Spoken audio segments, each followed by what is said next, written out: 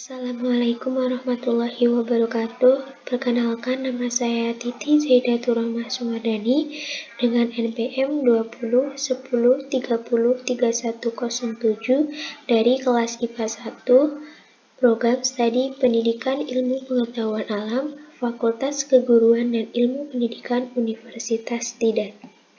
Pada kesempatan ini saya akan menjelaskan tentang lembar kerja peserta didik yang telah saya buat dengan menggunakan model pembelajaran inquiry.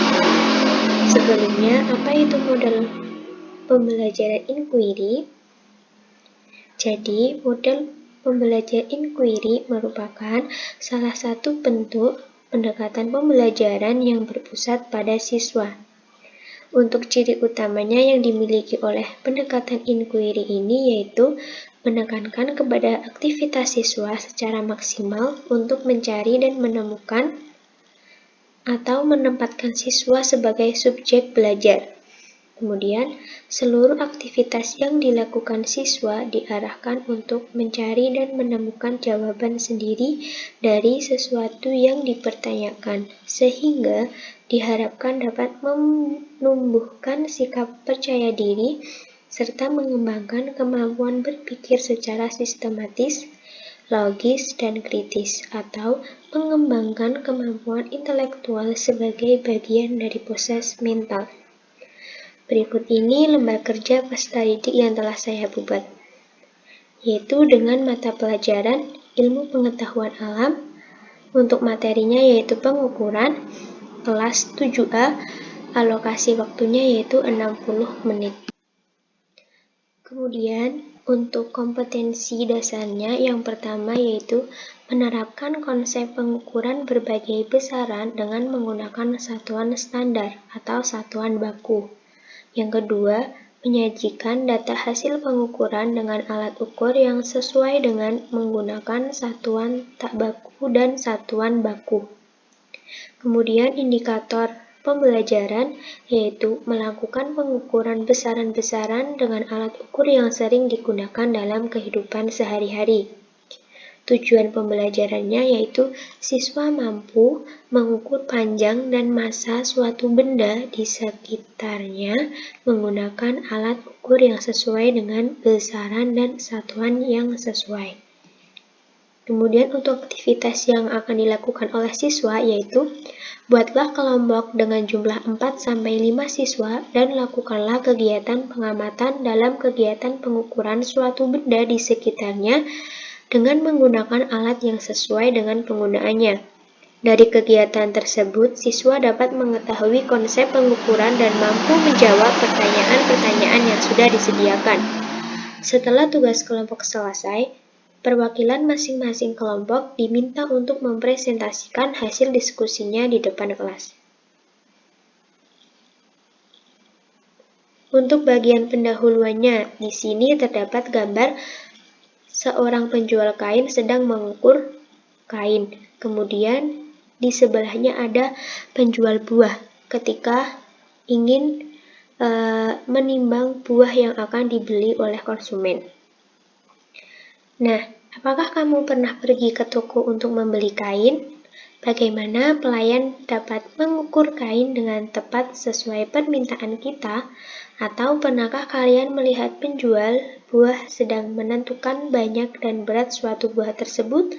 Semua peristiwa tersebut terkait dengan materi yang akan kita pelajari, yaitu pengukuran panjang dan massa. Dasar teori. Pengukuran adalah penentuan besaran, dimensi, ataupun kapasitas yang biasanya terdapat suatu standar atau satuan ukur.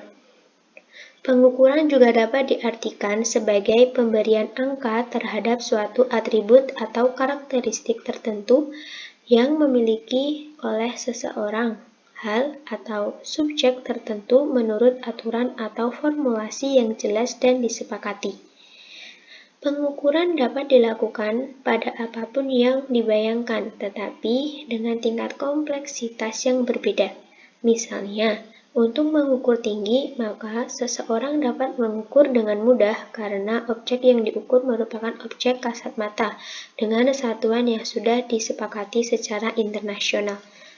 Pada pengukuran terdapat besaran pokok dan besaran turunan. Besaran pokok merupakan besaran yang satuannya telah ditetapkan terlebih dahulu dan tidak bergantung pada satuan-satuan lainnya. Untuk besaran pokok itu sendiri terdiri dari panjang, massa, waktu, suhu, intensitas cahaya, kuat arus, dan jumlah zat. Untuk pengertian besaran turunan yaitu besaran yang satuannya diturunkan dari satuan pokok. Contohnya antara lain yaitu luas, volume, massa, percepatan, kecepatan, dan lain sebagainya. Untuk alat dan bahan yang perlu disediakan oleh siswa yaitu mistar, neraca, dan benda-benda di sekitar yang dapat diukur panjang dan beratnya atau massanya. Kemudian untuk langkah kerja, yang pertama siapkan alat dan bahan yang dibutuhkan. Kedua, ukur panjang suatu benda di sekitar kalian dengan menggunakan mistar. Ketiga, ukur massa suatu benda di sekitar kalian dengan menggunakan neraca. Selanjutnya, catat hasil pengukuran pada tabel. Untuk data hasil pengamatan, di sini terdapat tabel dengan nama benda nanti akan dituliskan oleh siswa. Kemudian panjang dari sebuah benda itu dengan satuan cm, kemudian untuk massa suatu benda dengan satuan kilogram. Pengolahan data. Yang pertama, apa yang kalian ketahui tentang pengukuran? 2. Bagaimana ketelitian alat ukur pada mistar dan neraca? 3. Bandingkan hasil data pengukuran dengan kelompok lain. Dan terakhir, sebutkan penggunaan masing-masing alat ukur di atas dalam kehidupan sehari-hari. Kemudian, siswa diminta untuk menuliskan kesimpulan dari kegiatan percobaan yang telah dilakukan. Sekian penjelasan yang bisa saya berikan dan saya tampilkan. Apabila banyak kekurangan dan kesalahan, saya mohon maaf. Terima kasih. Wassalamualaikum warahmatullahi wabarakatuh.